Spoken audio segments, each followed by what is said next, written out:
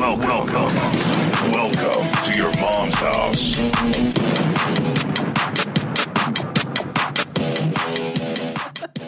Welcome to another episode of Your Mom's House. As always, I'm joined by my beautiful co-host, Christina. And joining us for the first time, long overdue, another Cincinnati native. You can see his special No S available right now on YouTube. You can get tickets to see him live at garyowen.live. It's Gary Owen, everybody. Thank you. Thank you for coming in, man. No, this is awesome. This is cool. We're both Cincinnati guys by birth, and I've heard that probably 100,000 times in the 20 some odd years I've been doing stand-up, and I can't believe I've never met you. That's wild. Everyone's always like, oh, you must be good friends with Gary. I'm like, I'm a fan. I know who he is, but I've never met him, dude. Yeah. I've never met him. That's wild how comedians will just be in circles and you'll see your name at a club coming a couple weeks later or something, but then you never really You're like, I've never ran met into that each other. dude. For 20 years, I've never met that dude. But that's wild. Yeah, Did you start? Where did you start doing stand-up? Dude, I started in LA, which is like the advice everyone would be like, don't do that. You know? Moved there to be a stand-up? No, I moved there because I wanted to do movies. I wanted to do comedy movies. And I thought, like, in my research, I was like, oh, you know the trajectory that like makes sense? I saw that people would go to the Groundlings, go to this like the school they have, make it into the Sunday company that performs. Yeah. And then I was like, oh, and then SNL just pulls people from that. And then those people end up there, and then they end up in movies. I was like, I'll just do that. That makes sense. So I moved there. I started the Groundlings. I started going through the levels of the school, and I met some of the guys in like the class. Just were like, you know, you would like stand-up, and I was like, I've never thought of doing stand-up. And so they took me around, like showed me how they did spots, you know, and I was like, yeah, but what do you like? How do you do this? And then because of that, they introduced me one day in like one of these small rooms. They're like, oh, he's a comic. And I was like, yeah. And then they're like, do you want to do a show next Thursday? I was like, sure. Yeah. And then I just threw myself in. What year was this? 2002. Oh, wow. I was kind of already out there a little bit. Yeah, that's when I started. And then I just kind of, I fell in love with it. And then I started to like pull back from the other stuff, like going to these, you know, improv school and all that, and just focusing on stand-up. And then it just, you know, took off, like just kept going. Huh. Yeah. It's interesting. Everybody got a different story. You started in Cincy? I started in San Diego. Oh, in San Diego. I was in the Navy. So I thought you had to start in LA. I didn't think you could start in whatever city you was at. So I thought you got to get to LA. I also thought the whole state of California was LA. Right. So I'm thinking David Lee Roth, California goes, I didn't know there was a Eureka and a Fresno. Yeah. It's a big ass state. Yeah. It's so I remember my big. first day I got stationed in San Diego. So I joined the Navy because I was in a trailer park in Hamilton, Ohio. And then I was like, how do you get out of here? Mm-hmm. The military was the one place I go, oh, they're going to fly me. They're going to actually get me out of this place because I didn't know where I want to go. I said, where do I want to be? So I was like, all right. I said, if I just get to California, I could start stand-up. I just got to get there. So first 2 years I'm in D.C., we're in the Honor Guard. And then they gave me a shot to get stationed in San Diego. I go, yes. Yeah. My first day in San Diego, the plan is all in my brain, like this is it. So I call this place, I'm in the phone book, mid-90s. I call this place called the Comic Castle. And I said, hey, you guys got open mic? And he said, hold on, let me check. I go, huh? Oh, let me check. Yeah. He comes back. I don't know what we do here. It was a comic book store. Oh. He was looking for a superhero named Open Mike, I guess. So he calls back. He goes, I can't find him. Can't find him. What? I go, what? He goes, and I'm kind of dumbfounded on the phone. He goes, man, what are you looking for? I go, no, I'm a comedian, man. I've never been on stage, but I'm saying I'm a comedian. Sure. He was like, I'm a comedian. He goes, oh, it's a comic book store. Nah, you gotta call the comedy store in La Jolla. And he gives me the guy's number, and then that's where there was open mic on Sundays. Yeah. It's the only day you can get up. So I called. I went up. Didn't go well. And Bobby Lee was on that show, though. He was Bobby on Lee the was show? open micing back then. We started open micing together, really. He was probably a year in before I started. Yeah. And then it took me about another, probably 7 months, 8 months to get the nerve to go back up after that first night. After the first night? Yeah, it was because I thought that was it. Well, There's more to. I got kicked out. I got banned From that one night? Yeah. What'd you do? So, I was 20, and there was like 10 people in the audience, but like 20 comics in the back. And they weren't heckling, but they were doing what comics do. They were giving me the loud, ha! Yeah. Before the punchline. And, I got this 5 minutes I've been working on my whole life. I can't turn right or left. So I'm getting flustered. So I just had a beer in my hand. I go, hey, all you comics in the back, go ahead and keep heckling. I go, I'm 20 years old. I've been drinking in this club all night. Why don't I call the cops and shut this motherfucker down? So when I saw the mic went off, the lights went off, two of the bouncers just grabbed me by the back of the shirt, and they threw me out the front door, and I did like a front roll. And then I dusted myself off, and there was a guy named Fred who won America's Funniest Home Videos. He had the crutches. Something was wrong with him. I just remember he came out with his crutches, and he stood over me and goes, never come back. You're banned. So I was like, well, that sucked. That didn't go like I thought. Yeah. And then, so it took me like a few more months to figure out, oh, there's other places I can go up in San Diego. Okay. So then that's when I really got started after that. And I had to go back and apologize eventually. How long was it before you went back to La Jolla's club? It was probably not a year, but close to a year. Okay. Because I was starting to do, it took me a couple months. Like, fuck. And you remember David Arnold? Passed away last year. The name is familiar, but he was just, it sucks. He was just starting to bubble up. Really? Starting to got a Netflix special. He wrote on a lot of stuff. Oh, man. So he passed away. 3 years. 3 years ago already. I had ACL reconstructive surgery, and his first wife was the girl doing my paperwork on my knee, and I went to her cubicle, and she had all these articles of David about a comedian in San Diego. I go, who's that? And she goes, oh, that's my husband. I go, I'm a comedian. And keep in mind, I'm in the Navy. I've been up that one time. Yeah. And she goes, oh, I got to get you in touch with my husband. So I called him, and he said, all right, man, this is what you got to do. You got to get a headshot.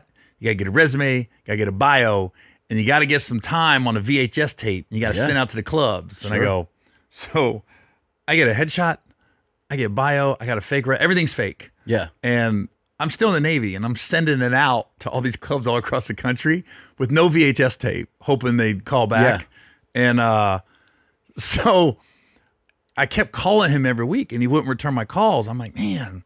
So then I started going up a lot in San Diego, and then I started to build, like, you got your little, the open mic is its own community. Sure. So I started to get in with everybody, and then they was like, Gary's pretty funny. He's doing his thing. And so finally David answered like 6-7 months later, and he goes, hey, man, I purposely was avoiding your calls. He goes, because you were just going to spin your wheels. And he goes, I answered all your questions. So he goes, but now I see you're doing it. So then we start talking, then we start hanging out a little bit. But that's really where it all got started. And then I had to apologize at a Comedy Store because all my buddies was over there. How long did you stay in San Diego before you went to LA? Or is that where you went? You went to LA? I was going to LA probably 3-4 days a week. Once I start open micing, you make that drive. Yeah, that's a serious commitment. Most of the times I wasn't going up, but I just wanted to be around it. Yeah. So I'd sit in the back of the Comedy Store. I just sit in the back of the original room, just watch, and then I started to go up a little bit, get some spots. It was a kind of shitty rooms and all that, and then it just kind of. I won the funniest black comedian in San Diego contest. This is insane. So wait a minute, hold on. Because like everybody knows in stand-up that you have a huge black following. Yeah. And that like that's, it's a remarkable thing. Because here's the thing, when you start doing stand-up, there's this thing about doing rooms that are outside of like who you are. In other words, there's gay rooms, right? There's black rooms, there's Latin rooms. Like, so it's always a thing to be like, hey, are you going to do this outside room, right? Yeah. And there's always more pressure on it because you're not one of the whatever group. Yeah.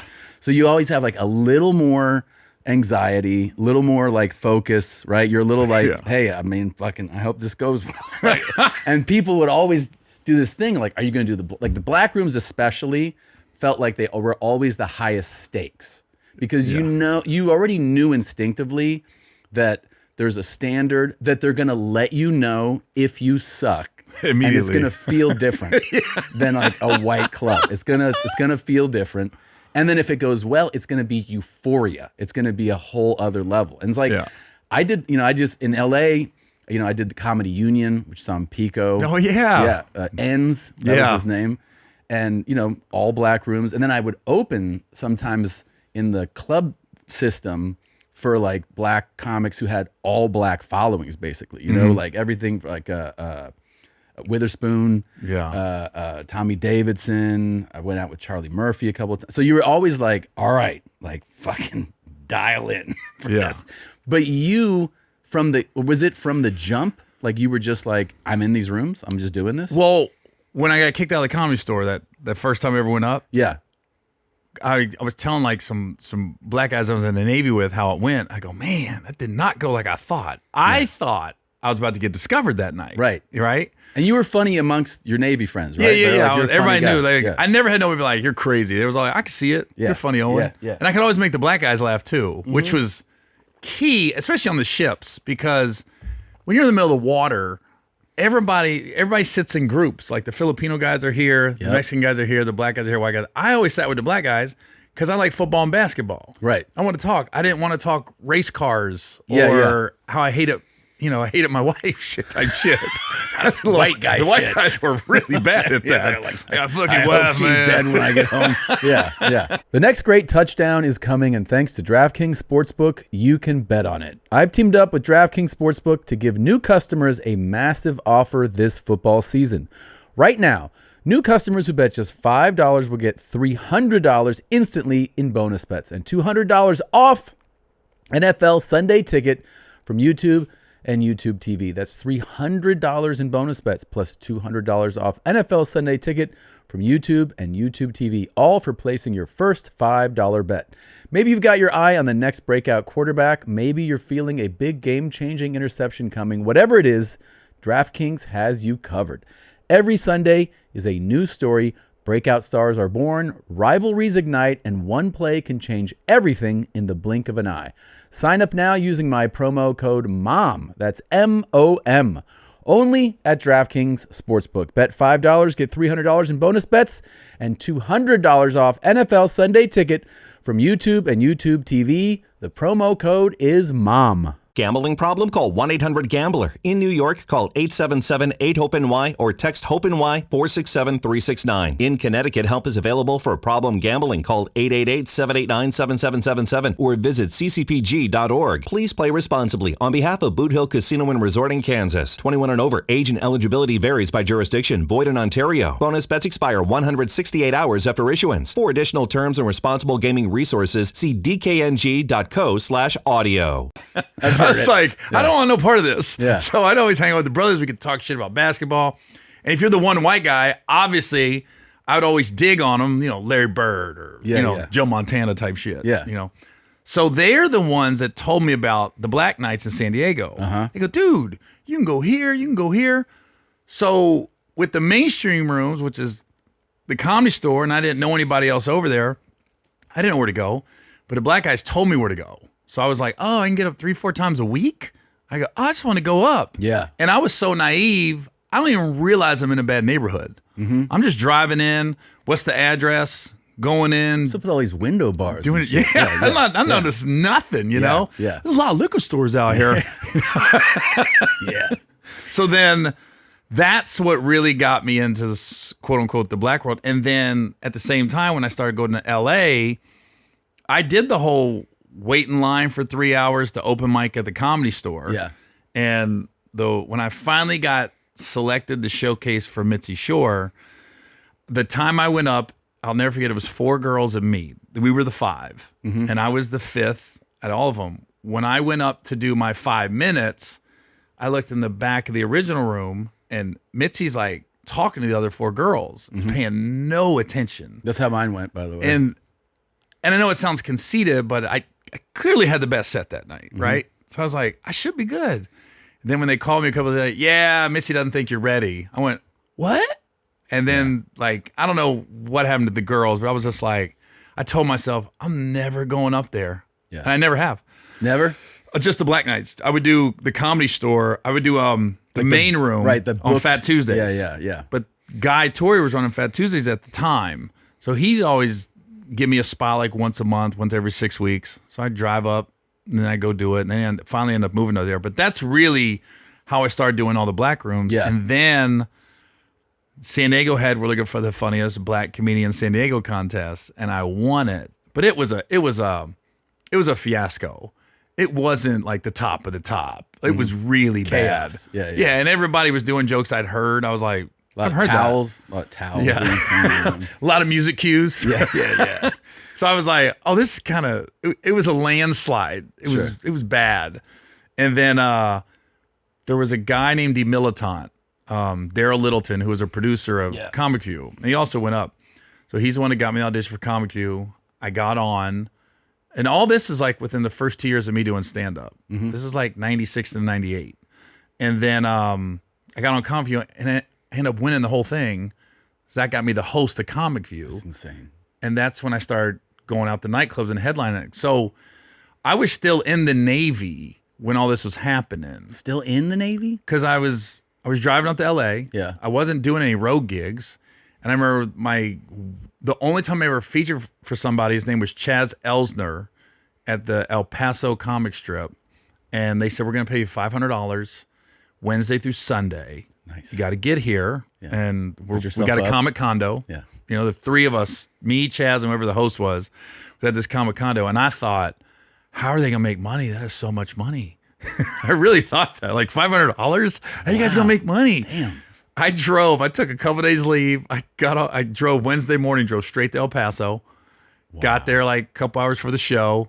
And I just remember to make it that week, Arby's had $2 beef and cheddars. You get two of them. Yeah. That was lunch. There you go. I bought a box of Cocoa Puffs and a gallon of milk. That was breakfast. And then I ate at the club, brought something back to the room. I was like, I came back like $400 to the good. Yeah. I was like, oh, this is the life. I'm living good, Dude, man. I was driving. That whole drive felt like 5 minutes. That's incredible. Because you just want to go up in a new city. Sure. Like, oh. This But that was the only time I featured for somebody. And then Comic View called. And that was the only time I really left town for a week while I was in the Navy. So then they called and said, we want to make you the host. And I was like, oh, shit, I still got like a couple months left in the Navy here. How's this going to work? But they weren't filming for another 3 months. So my base and my command got creative. And I was literally hosting Comic View and active duty military at the same time. But my base was real cool. They were? I'm not going to throw them under the bus, but Yeah. they worked a way for me to go record. They and were then- on your side. Yeah. Yeah. Come back down for a couple days. You could have had some. And I'm on the gate. I'm waving cars on the. I'm a cop, so I'm waving cars on the base, and I'm on TV at the same time. That's insane. That's crazy. And But your then- CO was just like a cool. The CO didn't know. Oh, he didn't know. Okay. The chief knew. Okay. And the chief was looking out. That's cool. He basically, I can tell now, he put me on a part of the base that nobody was really paying attention to. Yeah. And it was like people were like training to do something, and I was supposed to be grading papers. Yeah. So I was supposed to be in this office all day on this building that nobody's paying attention to on the base, grading papers. I wasn't doing that. Yeah.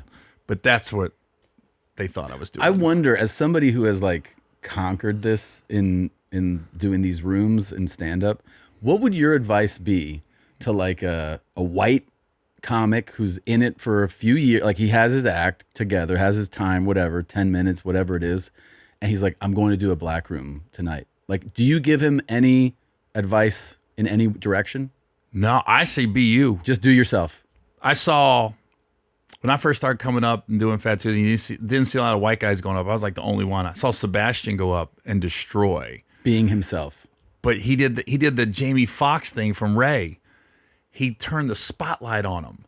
Like all the lights was up. He goes, no, when I go up, all the lights go out and you hit me with that spotlight in the main room. And I was like, and I think this is before Ray came out. Yeah. So when I saw the movie Ray, I go, wait a minute. That's that shit that that guy did at the Comedy Store. I didn't really know who Sebastian was. Yeah. This is probably 2000, I'm guessing. Yeah. I saw him just destroy. And I was like, I think with black audiences, and the biggest difference between white audiences, black audiences have no skeletons in their closet. Mm-hmm. If your cousin's special needs, talk about it. Mm-hmm. If your cousin's gay, talk about it. Yeah. But don't try to snowball us. Right. You know what I mean? And I did cheat. I had a cheat code in the beginning because I would dance. Mm-hmm. So I'd come out and put on some, I don't know, Destiny's Child or hip hop, hit them with a couple dances, and they're like, oh, shit. Yeah. And then I kind of got them. Yeah. So it was a little bit of a cheat code. Bro, I had some dance moves too. But then when you hit like 35, you're like, I should probably stop dancing. I remember thinking, when does this end? When does the dance moves end to get them? Yeah. Because, could you come out and they're like, oh, it's a white dude. Then you hit him with a couple dance moves, hip hop dancers. They're like, all right. Yeah. All right. And I think I heard a funny, dude, I swear this is, I heard this from Louis, I think once, where he was at, I think at the Improv, the Melrose Improv. And it was like, whatever night, Monday night show. But Monday night that was the ghettoest of all of them. Well, he's on this show and they're like the writer director of Pootie Tang. So the whole audience is like, oh, like they don't know who that is. They're like, well, yeah, we know Pootie Tang. And then he walks up and they were like, huh? And then he did like a Louis, I forget what the joke was, but he said that, he did like some throwaway kind of line and that people were like, nah, hell no. Just like, go.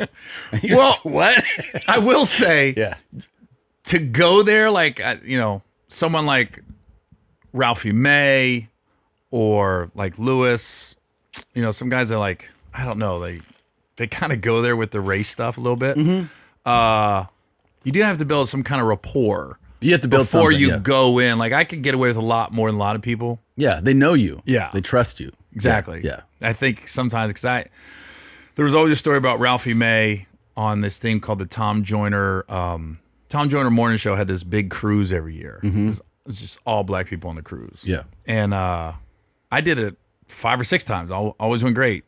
One year they brought Ralphie, and it didn't go well at all. And it's one thing to get booed, but to get booed on a ship, yeah, you got nowhere to go. Yeah, and it was you're not parked in the back. Oh, I don't know what joke he said, but it was something to the extent of, I don't want to misquote him because he's not here no more, but yeah, it was along the lines of, I'm shocked to see this many black people on a ship after all you've been through. Along those lines, right? It was, and they were like this. Yeah. What? And keep in mind, the Tom Joyner cruise is nothing but college educated black people. They're not a part of that. We don't have W-2 crowd. Yeah, you know what I mean? Yeah. They're like, what? Right. Yeah. They said they say phones don't work on ships. Yeah. Bullshit. Them shits because my work. phone was ringing. Really? Like, why they bring him? Where you at? Like, why am I the only white guy that can do that ship? They said. But I had to come back the next year. And that's the first thing I said. I said, I already heard what happened last year. Yeah. Y'all know me here. Yeah. But I heard it didn't go well. But that was like one of the things. If Ralph would have had enough rapport, it would have been. He could have got away with something. Sure. But when you go up as they didn't know who you were. Yeah. They said it was bad. Well, especially if you like that. That's a funny joke. It's a funny observation. Yeah. If you're unknown to them, like if you don't have the rapport and like you open with that can set you aside, because it's different to drop that like 40 minutes in. Yeah. If you have something going and then you make that joke, everyone's like, yeah, it's funny. But if you like out of the gate, like, nice to meet you. Funny that you're here. That was what I heard. That was it. Yeah. It was like, and they said, and then they said he can't, because on this Tom Joyner cruise, you don't go up once, you go up like 3-4 times over the week. Fuck. They said he came back the next night to apologize. My bad about last night. I didn't mean nothing by it. And then he did another like boom, and they was like, yo, and dude. It was something about. Oh, I don't want to repeat it. It was something about what a black woman's vagina looks like. Nice. That was the gist of it, right? My apologies. And the only reason I know that is because some black girl came up to me the next year, and said, "Yeah, that dude last year."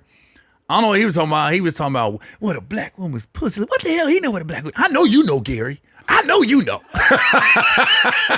You could have said that because we know you know. Yeah. But he ain't never seen no black pussy. I was like, they said the apology went bad. They said the crowd went, all right. Yeah. What? What, dude? Fuck. Yeah. Well, rest in peace, Ralphie. You were I funny, thought- good. Yeah. You know, for me, I like dark humor like most comedians, but I can see where I went left. But I was like, that was kind of ballsy. I kind of give him respect. Yeah, that's To go for it. I was like, to go there out of the gate is different too. I mean, I think we've all had it where you're like, I'm gonna open with this. I mean, that's a boxer. Yeah. It's like Peter McNeely in that Mike Tyson fight. Yeah. He just said, I'm going to go out swinging. Yeah. I'm coming in just throwing haymakers from jump. So He also said he was going to wrap him in a cocoon of fear. Yeah. Right before he went in, he's like, I will wrap him in a cocoon of fear. And you're like, what? that was what I think that was the best pre-fight interview was Peter McNeely in the locker room right before. He goes, "It's from my family, from Medford." Or he was whatever. about to cry. Like he was. You saw his dad go, He's like, Pete, not me. No, This don't ain't do gonna this. happen. Have you ever seen how this show normally opens, by the way? Okay. So we usually play an opening clip to start the show. I just started hot, didn't I? No, it's perfect. Okay. But I'm just going to play you like what normally happens here. Just that we find a clip and we play it as the opening of the show. I'm Ryan, and I want to be farted on by a Brazilian cutie with a big booty. I mean, there's something magical about getting pink eye that way. And then this is how the show officially opens. Oh. Yeah. I think we did right. I think it was great. But Ryan wants farts, Brazilian farts. I think Ryan should be happy anybody farts on his face. He Welcome to your mom's house. we've played clips of him and then Is he a stand-up? No. Okay, good. I think he works in safety. Okay, good. I didn't want to see him on the road like, hey, bitch. Yeah, I think he has like orange, like an orange vest on and putting cones down, that kind of thing. Is he the guy you play him a lot? I mean, we found a few videos of his where he just keeps talking about how he wants a big ass in his face, which is cool. It's fine. Yeah. I don't know if it works, but we try to help him by promoting his message. Now he's saying he wants to get farted on, which is different. You know, you can get that done. Definitely. Yeah. I mean, for the right price, people do a lot. Yeah, I mean, I've seen videos where people are like, "Yeah, this guy pays me $200 to shit on him." I mean, have you seen the rumors? There's always these OnlyFans and Instagram models that go to like the Middle East, and it's supposed to be just wild shit going on. Yeah. And they're getting flown private. Yeah. Coming back with like $300,000 in their bank account. So they want to get pissed and shit on. Yeah. I go, I'm just gonna try to be funny. Just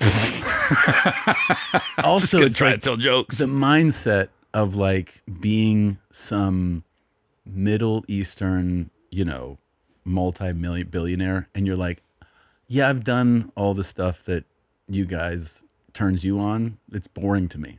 Yeah. Can I shit on a model? Yeah. Like a beautiful. Can I get like a 10 over here and I'll shit on her face? Yeah. And then maybe Just I'll let her come know. once. like Jesus Christ with broken spine and limbs. Oh, you guys went dark. Holy shit. She's 20. She's gorgeous. This is a gorgeous Ukrainian Listen, girl. for 10 days. Yeah. Some guy like, you come here, we give you 100,000. Dumped on the side of the road in Dubai. Holy fuck. She went on, including a broken spine. That's a lot. She was taken to the hospital. She underwent several surgeries. The officials have explained, they said the model entered a restricted construction site alone and fell from a height. Okay. That's what beautiful 20-year-olds are usually like. Hey, are they making a building here? I'd love to see what type of concrete's being used. Yeah. She's going to be all right. I read that last one. Get a medical treatment. Everything will be all right. Shit. Everything will be all right. And Yeah. she's going back. She's going back. With a Fuck, look at big her. bank account. Come on. She looks like AI, bro. Yeah. That's insane. Some guy just fucking was like, I wonder how hard I can hit someone. Fucking. Back she had probably had to sign a airtight NDA. Holy shit. She clearly didn't read it. No. It probably said, if your spine breaks, It's on still you. can't say nothing. Yeah, you were visiting a site. Right. Fucking crazy. I like how the family's saying they believe that she did not fall at a construction site. Like, yeah, I know. That is the least believable lie. That girl was like, what are they making here? This is cool. Is this a condo? Can I get a tour? It's fucking so insane. So It's like the Eddie Murphy girl died. Remember that? The girl that went after Eddie Murphy like in '97, on Santa Monica. Oh, okay, yeah. And then it was a transvestite, and then he or she, I don't know which one it was, fell off the roof of the apartment building. Really? Yeah, I don't remember that. and it was like the paper said she locked herself out and she tried to swing in from her shawl from the roof into her window, but the window was closed and she fell to her death. Yeah, that's a normal. Yeah, right choice. there. Look, 1998. Wow. Sex worker being a police getting emergency SUV, was unaware of the driver, was pulled over by police. Holy shit. Does it say how she died? There you go. On April's, a neighbor found her dead on the sidewalk, discovered wearing only her bra, pants, and a towel. She was locked out of her apartment and tried to use a towel as a rope to slide down or swing from the roof to an open window. Instead, she fell 5 floors and suffered head trauma. Yeah, that happened. Yeah. Nothing shady there. No. When I read that was when you used to get newspapers, right? I'm literally in LA at the time. I'm looking at the LA Times. It's like on the 5th page, and I go, what? And even I'm like, what? How is this the 5th page? And you crazy. never heard nothing about it. Ever. No. Till right here. That's really crazy. Have you ever met Eddie? I did Daddy Daycare with him. How was it? It was cool. He's just like, first of all, he really does seem ageless. You know, Yeah. like you're like this. I mean, he basically looks like kind of the same as when you. Nah, Eddie was the coolest. And granted, this was 20 years ago. We did Daddy Daycare, but we did the audition, got it, did the table read. He wasn't there for that. We blocked the scene that morning. He wasn't there for that. And then when it was time to shoot, he showed up. Yeah. And I remember my first interaction is I come around the door and I'm in this big carrot outfit, and Eddie's standing there. And for literally 30 seconds, I was listening to him talk, but I wasn't registering what he was saying. Yeah. Because I'm dissecting everything. It's his nose. Yeah. That's Eddie's ears, his teeth. Yeah. I'm like, because I'm this close. And then we did it, and he goes, hey, man, he goes, you're a funny dude. And he quoted one of my jokes. I go, shut up. You know one of my jokes. But he would always be in the back of the Comedy Store on Tuesdays a lot. Yeah. And so you'd always find out later. They go, Eddie was here tonight. And so then the fact he knew one of my jokes, I was like, kind of validated it. Yeah, that's everything. so. You I know mean, what that's it has to be the best feeling. I mean, Yeah. I have a friend that knows him that said that even now he loves watching. He watches specials a lot. Like, so he sits around and watches. He knows specials. everybody. Yeah, Everything. Yeah. He's up to date with all that shit. I just can't believe that, like in stand-up, like in comedy especially, one of the things that the trade-offs is like you can be cool, but you're not that cool, right? Like Eddie Murphy cool? But that's what, like Eddie is like the exception of like remarkably funny, and he has the coolness of like a leading man action guy. You know what I mean? Like most of the time, if you're if you do stand up, you're not that cool. You know, you trade off a little bit of coolness to be funny. And that's my first time meeting him. That's you right there. That was right there. He comes around the corner. You want to talk about nervous holding that goddamn carrot? Oh my God. Is God. Eddie Murphy about to walk around the corner? Is he about to walk around the corner? That's wild. Oh yeah, and Steve Zahn, Jeff Garland. yeah, that's crazy, dude. Yeah, that was awesome. And I've been lucky in my career. I've worked with every A-list black comedian. Like I got Jamie Foxx right off the bat, did Held Up with him, and then we did Rebound with Martin Lawrence, and did Little Man with the Wayans. Obviously done four or five movies with Kevin Hart. Like it's been like, Jesus. as far as like black Hollywood, I was like, Yeah. I got to work with all of them. Oh, the top's here, dude. Yeah. I feel like Martin doesn't get celebrated as much as he should. He's Oh, that fucking- Martin show. Jesus To this Christ. day. Yeah. Now I love how social media, the clips pop up now. Yeah. They still hold up. They still hold up. Man. Also, when Def Jam was like the hottest show, it was crazy because you would see like really funny people, but I always had this thing where I was like, I couldn't wait for him to come back. Like I was waiting for the host, even if he was going to do something transitional, like, hey, give it up.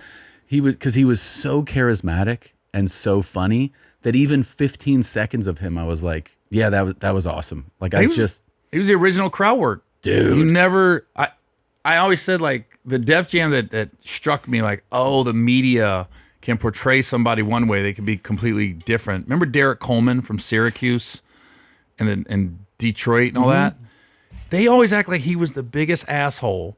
And like he always had a scowl on his face. And then he was in the audience at Def Jam and Martin went off on him. Like talking about he fucked his girlfriend or something like that, kidding. And this guy's hitting the guy next to him and dying. I go, wait a minute. Yeah. I thought he was about to get out of the seat and beat Martin's ass. Yeah. And I was like, he's laughing at that? Oh, I can't believe everything I see on TV and You can't. how they show people. Remember, do you watch the one where he lit up Anthony Mason? Remember Oh that my one? God. Him and John Starks was in the audience. Yeah. Oh, fuck yeah. I remember that.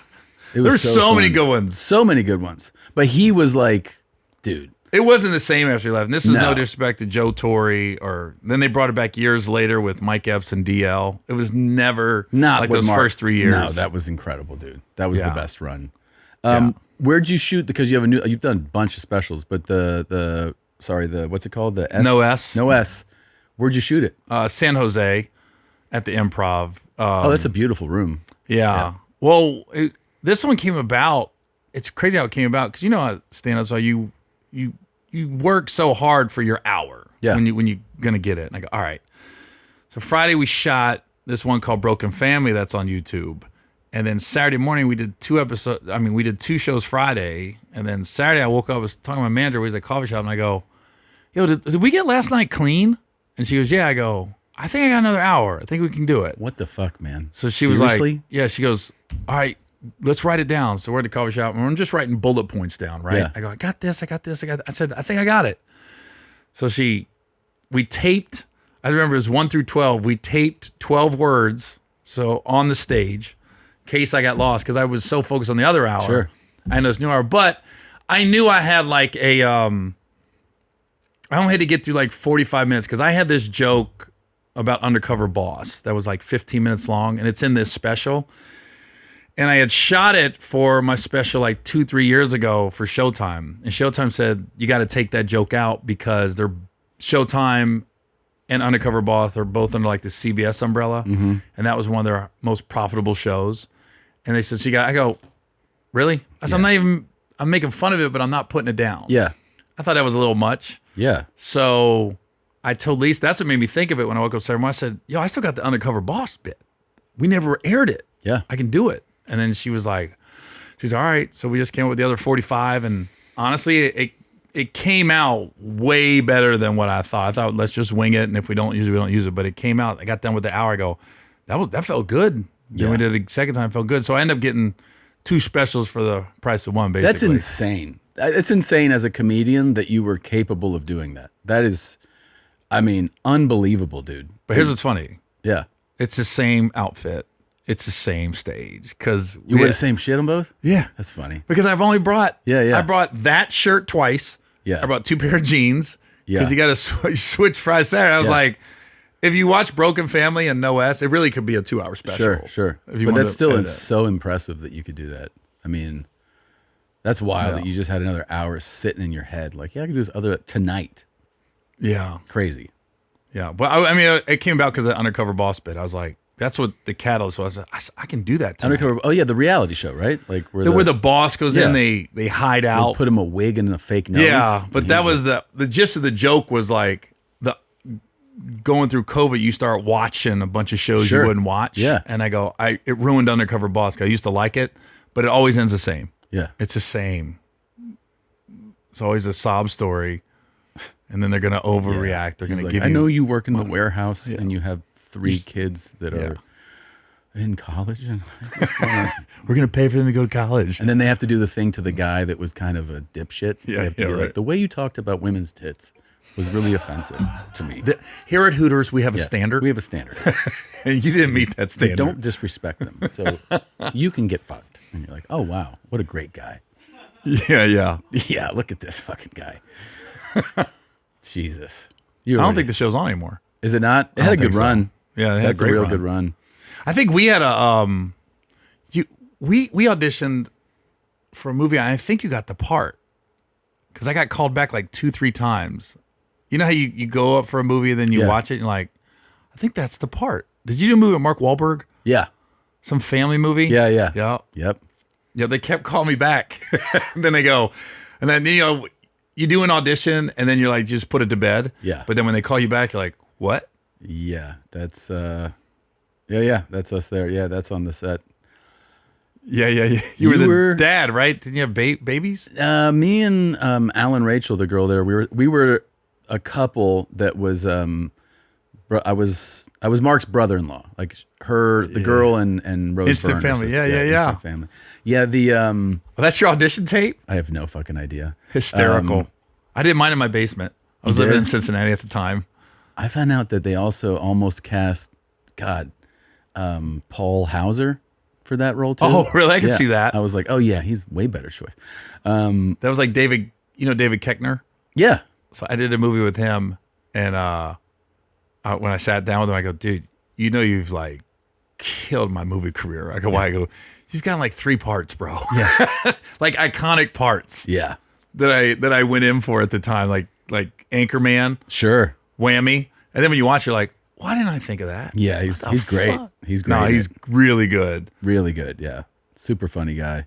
But yeah, you've had a great run in movies too, man. Like it's awesome. Yeah, it's funny when you talk about Think Like a Man was probably a big one, But it was funny. Like I remember when I got the call for that, I didn't have to audition.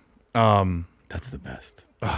Because you know what sucks is when you do auditions, you're like, you can just give me it. Yeah. Because I've gotten shit given to me before. Straight to offer. Yeah. Yeah. Well, Will Packer was a producer, and I'll never forget. He called me. He goes, "Hey Gary, I got this movie, man. It's Steve Harvey book."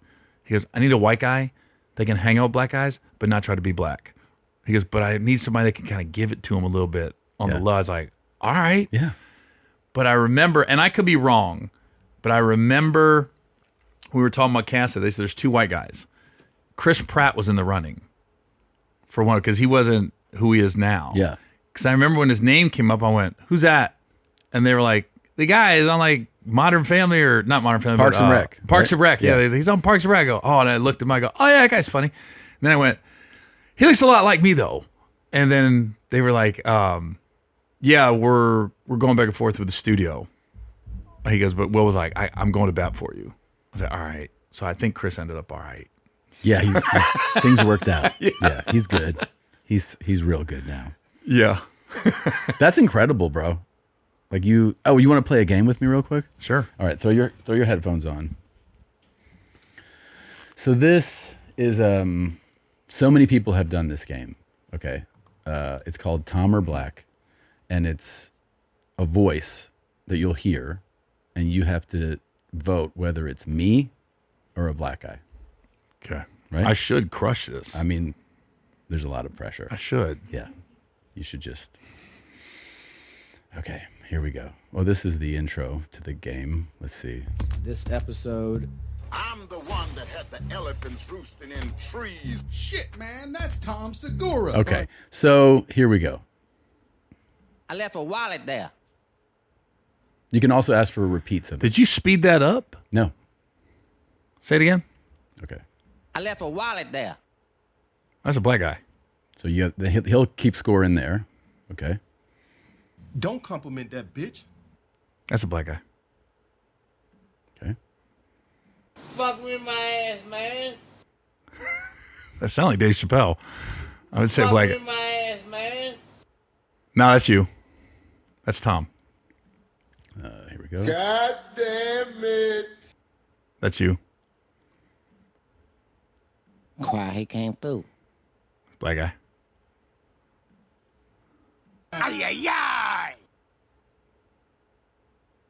That sounds like you, but I'm going to go black guy. I think you're trying to trick me. I mean, I'm always trying to trick you. Yeah. And then. You didn't come to the party. Want to hear it again? Yeah. You didn't come to the party. Again, I think you're trying to trick me. I'm going to go black guy. Okay. Josh, how do you do? Hold on, I gotta calculate the score. Or should we go through one by one? Yeah, let's go one by one. That's a good idea. Okay. Okay. So you want to play the first one back? Sure. I left a wallet there. He said, Black. that's me. I If I was gonna change one, it was that one. Okay, second one. Don't compliment that bitch. He said, Black. that's a black guy. Cool. Good job, man. Fuck with my ass, man. He said, Tom. that's a black guy. Was that Chappelle? No, it's a homeless guy in the street. Okay. But a character he would have done. Okay. God damn it. Said Tom. That's a black guy. I really fucked this game up. It's okay. Why he came through? What'd he say? Black. That's me. All right. Ay, ay, ay. He said, Black. that's a black guy. That's two, right? And then You didn't come to the party. he said, Black. who was that? Is that me or the black guy? That's you, right? It sounds like me. Come to the party. Yeah, that was me. What I get? 2 2. out of what? 6? 7. 2 of 7. I got to tell you, it feels good. Not playing that game no more. I've also had black people go. We've done 10 and they've gone 0 for 10. I've been thinking like you're trying to fool me though. That's what I was like. Yeah, no, I mean I'm definitely trying to. Those aren't sped up or nothing. They're not sped up. They're not manipulated. No, yeah. Was this bits from your act? So I mean, sometimes we throw in bits like clips from a bit, and then sometimes it's just I don't know. Like I went to the Florida State Bama game this weekend, so I heard a lot of stuff, and I'll probably. How was that? Fucking unbelievable. It was great God, they because won? they won at home. They were unranked playing 8th ranked Bama. It's Yeah. Bama coming, and FSU went 2-10 last year. So Yeah. you're like, they're gonna get the absolute, like that's what everybody. But the place was energized. They have a renovated stadium. Like there was energy, palpable energy at the game and Yeah. in every room. People were just vibrating. Have you ever been to Colorado yet since Deion got there? No, have you? Yeah. Well, I didn't go to a game. I went and did his talk show on Tubi. He's got a talk show. And then Deion's so cool. I mean, I've known Deion for 20 some years, but the next day I caught a late flight because I wanted to see the facilities. So we go down there and Deion comes out and just like classic Deion, just walks you around the entire place. You go up through his suite. And it looks like exactly how you think of Deion's suite. Like I think there was a throne. You know what I mean? Everything's Yeah. in gold. Yeah. And God. It's Yes. just gold and God Gold and everywhere. God, yeah. And Nike. Yes. And then even his dressing room was just like all these Deion shoes lined up, look like a trophy case of shoes, and it's all prime. Everything's prime. Prime. Yeah. But he is the best. He's the man, yeah. He's a big reason why. We was talking about earlier, like you can't judge the Derek Coleman thing. Yeah. Like I'm not gonna throw him under the bus, but I'll tell you off air. But he came to one of my shows at Caroline's 20 some years ago, and he brought a white NFL guy, and everybody knows. And not that the white NFL guy was being a dick, but he clearly just wanted to get to his seat and not be bothered. Deion went through the kitchen. What's up, baby? Yeah. High-fiving the cooks, the chefs, all right, man. Da, da, da. And then he sits down. I was like, just complete man of the people. Yeah. You know what I mean? And then people on the white guy were just like, look, I'm just trying to sit out. Yeah. You know what I mean? And there's nothing wrong with that either. Wow. I was like this. I go, but now I saw it and I go, the news would make you think Deion's a prima donna and a dick. Yeah. And it would have been the other way around. Sure. I go, that's not what happened here. He's so charismatic. I've never met him, but he did a podcast with me via Zoom like a couple years ago, and it was awesome. Like, because I'm a big FSU fan, and the foundation of that is being Yeah. a kid and watching Prime for sure. So it's got to suck that you guys had Randy Moss. Oh, dude. And because did you watch? Some people don't know that the story that Randy Moss first went to Notre Dame, got kicked out for a fight. nothing. That was the fight. In West Virginia. I know. Then he goes to, because like Bobby Bowden was like, you can come down here. Yeah. Take guys to fight. Right. And then he's on the team that would have been, I guess it was 97 or 98. Yeah, 97. And that fucking team was already goddamn loaded. And they said he was torching your DBs. Oh, dude. They was it's like, just- who is this dude? This dude's crazy. And then he gets booted from there For weed. smoking a joint. Yeah. I've gotten really close to Randy over the years. I did his when he got in the Hall of Fame, he brought me to Minnesota to roast him. It was a real private event. But Randy's the best, right? So that ran University on ESPN when he said he went into Bobby Bowden's office, and Bobby Bowden's like, yeah, you violate your probation, and they're gonna kick you off the team, and you might go to jail for a little bit. And Randy goes, for smoking a joint? Like, you would have thought he completely like robbed the bank and violated the parole like that. He goes, I just literally went home.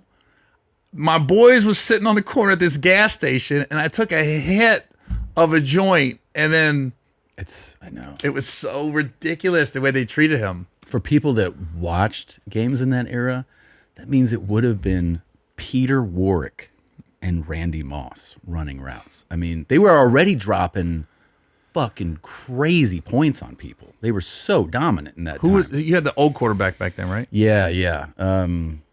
Shit, that Was it Winky, was it? Yeah. Was it Chris Winky? Yeah. Is that his name? Yeah, he's like 30. Yeah. They're like, he's got 3 kids. He's got a mortgage. Yeah, Randy's the best, boy.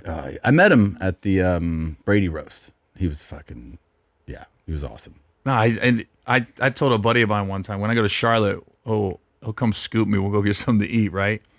Because my buddy's my opener's a football fanatic. Yeah. And I said, I didn't tell him who it was because I knew he might freak out a little bit. So I was like, hey, my buddy's going to pick us up for lunch today. I go, so meet me in the lobby at like 1 o'clock. All right. So we're out in front of the Marriott there in Charlotte. And he goes, I said, hey, he's going to be in a big pickup. I said, I'm going to tell you who it is now, so don't freak out when you get in a car. I go, it's Randy Moss. He goes, what? I go, that's why I didn't tell you before. Yeah. And then he goes, dude, he started moving. Yeah. He goes, I'm going to go change my shirt, man. What's he going to be driving? I go, I guarantee you he'll be in a pickup. I go, there'll be fishing rods in the back. There'll be dirty gym clothes in the bed of the truck. I go, it ain't going to be like Hall of Fame Randy. This dude is country. Yeah. So we get in the truck. It was like Randy heard me talking. There was shoes and gym clothes that were dirty. There's lures and earthworms in the back of the truck. And then they started talking fishing. I want to stab myself. Oh, yeah. I go, can we talk football? Yeah. I'm please. bored. What kind of lures you like? You like deep sea fishing? Randy's like, I hate deep sea fishing, man. Nah, I'm from West Virginia. And I moved to Charlotte because they got a lot of bodies of water. Mm-hmm. He goes, I like to put my pole in the ground like that bobber going under. It was like, he's really country. They talked fishing. I go, and Randy goes, and they're like, I never can get to go fishing. I go, I'm going to catch one fish. I'm not taking off the line. Yeah. It's one fish. I'm going to hold it up, and then I'm done. Yeah. I'm not touching it. I don't want to do any of that. I'm all good too, dude. Yeah. That's him and Randy talking fishing. I was like this. Randy didn't talk football at all. You ever see those clips of him playing basketball with Jay Will? Ridiculous. And then Jason's like, he was unbelievable. Well, that was his quarterback. Yeah. Who he also was like, wasn't he player of the year one year too? I think Jason was. Well, I wonder why. Look who you're throwing to. Just fucking, hey, I'll heave it up 12 feet in the air. Just snag it. Yeah. That's just wild to me. Like, Randy Moss is the most country redneck black guy you ever meet. Yeah. Jason Williams is the most flavorful white guy you ever meet. Yeah. But if you get them together, the same person. They're the same guy. Yeah. That's what's wild. That's some West Virginia shit right there. That is. Yeah, I don't know. You see, like, Randy's one of those guys where you go like, there really are like aliens amongst us. Like, you know what I mean? Like something like that. You just go, there's the guy who can run a 4.3 can't cover him. Yeah. like it's really other level, man. He never looked like he was running hard either. No, like casually. I'm casually doing a 4.2 right now, and I'm 6'4". Yeah. Fucking unreal, dude. He ended up at Marshall. I grew up in, we was talking before the air, he was in Fairfield and Hamilton. Where I went to high school was Oxford. That's Miami of Ohio. Mm-hmm. Back then, Marshall played Miami. They was in the same conference. Oh. And they was like, that was the one game that stadium was overpacked because Marshall came to Oxford. And they were like, we got to see this shit. I think Miami beat them that year. I think Miami beat Marshall that year. Yeah. Yeah, it is crazy that he ended up at a 1AA program. That's wild. Yeah. Like the arguably the best player in the country is like, I'm going to go to a different division school. This guy could have started anywhere in the country. It's crazy.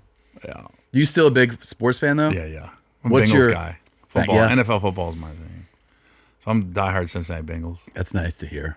You don't hear that a lot. Bengals?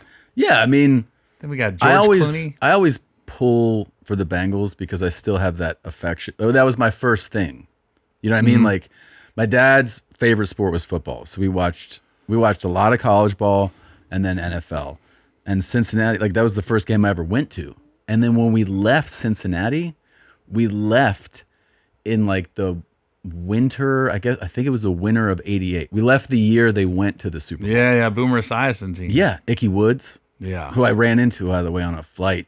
Oh, And really? It was surreal because I'd never met him, and this is like 30 years later. Yeah. And I was like, that's fucking Icky Woods. Yeah. And yeah, He never got paid. No, he never got paid. People always be like, he's selling meat door to door. I go, you realize he was like a 4th round pick, right? Yeah. He only played like 2 years. He had never got paid. The knees. I think his knees went bad. Yeah. He only played like 2-3 years in the league, but that rookie year was ridiculous. Crazy. You and know? if you're a kid, well, I mean, I had his poster up. Yeah, the Icky Shuffle. Come on. Jeez. So we left and like, we went to Minneapolis, and I remember I went, because my parents were pretty Catholic, and they're going to play in the Super Bowl, and I went to like the big downtown cathedral in Minneapolis, and I prayed, like, please let the Bengals win the Super Bowl. Like that, they were like, what are you praying about? I was like, nothing. I just want to have a happy life. And you don't even know, like, the guy, Stanley Wilson, they found him in the hotel room, coked out of his mind. Yep. I was like this. When that happened, I go, I think we're fucked. Yeah. But didn't we still have the opening kickoff go back? No, it was a kickoff went back, but not the opening one. Okay. Yeah, Stanford Jennings it was like in the third quarter. Yeah, he took one back to the house. Like, Boomer didn't have a good game that game. No, but also the San Francisco put together that it was a 4th quarter drive. John Taylor, all that, like, yeah. And then like 2 passes before that, Lewis Billups had the ball right in his hands and dropped it to DB, and I just went. It was Joe Montana. He doesn't do that. No, he threw it right to him and he dropped it. I go, oh, we're done. Yeah. It's like one of the things you saw it coming. I go, we got the lead. 2 minutes left. I go, this is Joe Montana. This is what he does. Guess what he does. And then it's crazy because I was in Syracuse at the Funny Bone probably about 10 years ago. Joe's son was playing at Tulane. Mm-hmm. And they were up there to play Syracuse, and I saw Joe in the lobby. And I went up to him. I said, hey, first I went to the wife. I said, hey, what's up, man? Big football fan. I said, I know there's nothing to do here tonight. The game's at noon. I know you're not flying out after the game. You can't get out of Syracuse. I go, I'd like to invite you guys to a show. So they said yes. I was shocked. His wife calls. Yeah, I think we're going to come tonight. I was like, awesome. So I leave him tickets. He comes and hangs out in the dressing room for a few minutes. I don't think he really knew who I was, really, right? Mm-hmm. Get done with the show. I asked if I can get a picture, of course. We get a picture. And then his guy took a picture too. And then like a month later, I get this blown up picture of me in Montana. And he autographed it. And it's got like his seal at the bottom. He has to do that. Yeah. And I go, why you gotta be nice? Yeah. I fucking hated you. I hate you, man. Yeah. Why you gotta be cool? That's I was like, that's pretty oh rad. my God. Like it just came out left. His guy called and was like, yo, Joe wanted to send you a thank you for getting him in the show and there's a everything. seal on it. Yeah, it's got the Montana thing at the bottom. I got it hung up at the house. I'm like, I can't hang it up in the main room because people are like, I thought you liked the Bengals. Yeah, I know. So I got it in the back closet. Yeah, it's pretty cool though, dude. I remember being a kid because I'm only like 9 or 10 when this happens, and I was obsessed with Jerry Rice. Like I loved Jerry Rice, and it was like the first time where I was like, oh, the feeling was I can't believe I want Jerry Rice to lose. Do you know what I mean? Like against the Bengals? Yeah, because like in the game I was like, he's like an idol, and I was like, oh, but I don't want him to win. And that was like a conflicted feeling. Yeah, I was like, yeah. I can't believe as a kid, I want this guy that I admire to lose. And I he didn't. mean, you understand in our business, like you go to cities and some guys might come out on another team and you're like, I'm a Bengals fan. I can't root for you. I know. Especially when you do well in cities. Like Pittsburgh's a great comedy market. Fantastic. Cleveland. Fantastic. And they, the guys, coaches or players will come out and you're like, I'm not supposed to like you Yeah, or root for you. And then when they invite you to the game, yeah, you're like, shit. I'll tell them, I go, dude, I won't wearing- wear Bengals shit. yeah, but I ain't wearing. I'm wearing your shit. Yeah. And I'll golf clap. Yeah. You know what I mean? I went to the AFC title game a couple years ago where the Bengals played the Chiefs, and sat in Travis Kelce's suite. Because he's a Cincinnati guy though. Yeah. So a lot of guys are from Cincinnati. I just sat in the corner. The suite, I was like this, and they was on me though because they knew. Yeah. The fuck on. Then when they won, I was like, and then Travis was cool. I go, God damn it, why you gotta be cool? Yeah, I know. Fuck. Yeah, both of them are rad. They're good guys, man. Yeah. I like them a lot. I've been invited to games where they go, hey, don't wear the opposing team's like colors and like, gear. And I was like, well, I'm not a fucking asshole. I know. And they go, you'd be surprised. I can imagine. Yeah. They're like, some guys do it like as a badge of honor. Yeah. Like, I don't give a fuck. Yeah. I was like, no, I want to be invited back. Yeah, no. Be cool, dude. Yeah. Be very cool. Dude, this was a treat. I really loved meeting you. It's been literally 20 years of people being like, Gary, right? You guys are both from Cincinnati. I'm like, no, I don't. And it is wild in our business because you just think we all know each other. Yeah. And it's literally like you said, like you look on the calendar and you're like, oh, he's coming. Yeah. Coming in a week. I won't be here. Right. But yeah. What made you make the move to Austin before we get out of here? It was during the pandemic. I always felt like, I lived in LA 19 years. I have a lot of affection for LA. There's things I still love about LA. But like during the pandemic, when it was like chaotic, in the city, my wife was raised, like since she moved there when she was 2. She was a lifelong Angelino. And every time, sometimes you do weekends where like, I would always get back from like Denver and be like, damn, that was awesome. Like, I love Denver. And she'd be like, yeah, we're not going to fucking move there. Yeah. And I was like, yeah, okay. And then it was during the pandemic where everything was shut down, where as it was progressing, she was like, hey, I'm okay to get out of here. And I was like, for real? She was like, yeah, like we can do what we do from anywhere. Let's look. So I just kind of was like, okay, started to like check out different cities and came here. This was one of those cities where every time I'd been on tour, I would go, Austin was great. It was like a great week. So it was just like on the short list. There was only like 4 cities we were considering all over. Yeah. And then when she was like, I like this one, it was kind of like, okay, we're going to look there. Huh. Yeah. Yeah. It's been over 4 years now. Yeah. But you live in Texas. Houston. What made you choose Houston? I got a divorce. How was that? And I was like, all right, well. That was leaving where? Where did you live? San Francisco, Oakland. Oh, okay. So I was like, we still had a house in Cincinnati, and then we had a house in California too. So it was like I was kind of back and forth. And then when the divorce happened, I said, all right, I need a city with a hub because I'm still flying out just about every week. Yeah. And I was like, no state taxes. I was thinking where I could save money too. Yeah. Because hopefully you'll never have to go through this, but them attorneys get in your brain. You be thinking you about to go broke. Yeah. They're like, you have to get out of here. You can't have a divorce guy in California. And they'll share all the horror stories. I was like, all right. So I just need a place with a hub. It got down to Phoenix, Dallas, and Houston. And then I met a chick. Oh. And I was like, yeah, I'm going to go to Houston. Yeah. I was like, all right. That's still the deal out of those 3 cities. Are you happy there? It's working out? I love it. I mean, obviously, it's like Austin. The summers are a little rough. Yeah. Gets a little hot. But, I mean, I love it. It's funny. I still live in the city. Got my car broken into. Yeah. I still was like, all right, well. Yeah. It's all welcome good. to the city, baby. Yeah. It just happens. Yeah. Yeah. And I like Houston. It was like you. I always thought Dallas, Houston were great stand-up towns. Yeah. I always felt like I was tapped in socially with the right friend group. So I was like, yeah. This is a good time. Yeah, Houston was always a good city. Yeah. Like that. I don't know what it is. Most urban comics, that improv is usually one of their biggest money weekends. Oh yeah. It's big. It's usually sold out. You're adding shows. Sometimes, yeah, you'll see. It's been a while but I remember being online and being like, oh, look who's at Houston, and they're like, they're doing 10 shows. Like this guy's like adding. Yeah, just you almost killer. can't keep up. Yeah, I mean, also, some people don't realize how big of a city that is. That's a fucking huge metropolis, man. Oh, Houston is unreal. It's massive. Yeah, you can be an hour from your friend. Yeah. Never see him. That's, you know what I mean? Yeah, pretty When you sick. got 3 comedy clubs in one city. And it used to be even more, I think. Like if you go back 20 years, Yeah. I think they had like 5 at one point. Yeah. I think we're definitely in a comedy like resurgence right now. I think we let the cancel culture have their time, Mhm. and then we kind of had, all right, I think people are done with that, and then the ticket sales right now are just through the roof. That's for awesome. so many people. Though. That's great. I'm like, all right, everybody's getting back out there, everybody trying to laugh. Yeah, have a good time.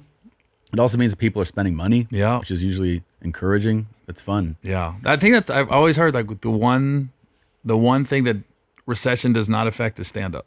Yeah, because people still want to spend money to get away from all that shit. right. They want to forget about it. So when you're reading the news and everything, and people are freaking out, we go, "Oh, we're still good." Yeah, go see a stand-up show. Yeah, and go see Gary if you've never seen him. GaryOwen.live. Don't forget to check out No S, his special available on YouTube. But there's also you have like 6, 7. I forget how many. You have so many specials. Yeah, I can't tell you. Yeah, well, just we got like Google them. Yeah, we got 2 on YouTube this year. We got Broken Family and No S came out this year on YouTube. Incredible, man. Yeah. Real pleasure to meet you. Thanks for coming, it was bro. fun. Absolutely. We'll see you guys next week. Can you please tell the audience so I can have record that you're impressed with my water consumption? So who's the water champ? You're the water champ. You've been the water champ for as long as I've known you. Pound the water, pound the water. You've been the water champ for as long as I've known you. Let's go, water champ. Pound the water, pound the water. Let's go, water champ. Pound the water, pound the water. That's what I'm talking about. Current water champion. Tom gets it running away. Let's go, water champ. Pound the water, pound the water. You are the water champ. Pound the water, pound the water. Water down, water champ. Just sip it. You're drinking that much water. It drinks water and pees. Just drinks water and pees at the same time. Just sip it. Sometimes he's peeing while he's drinking. Oddly enough, my wife also competed. She came in last place. You ever seen a Yorkie drink water? Just my overwhelming urge to consume more water. Like, you don't understand. Current water champion. Like, you don't understand. Water champ, water champ. You don't understand. Current water champion. You don't understand. Water champ, water champ. I just kept drinking and no one said a word. Pound the water, pound the water. Let's go, water champ. Pound the water, pound the water. Let's go, water champ. Pound the water, pound the water. Is this technically water too? Water too. Let's go, water champ. Let's go, water champ. People would discuss like who's the water champ. And on that note, let's go, water champ. We killed 2 of those, and they have 4 16-ounce waters. You are the water champ. I've never seen someone drink so much water during such a short. Let's go, water champ. Let's go, water champ. Pound the water, pound the water. Let's go, water champ. Pound the water, pound the water. Let's go, water champ. Let's go, water champ. Just a madman.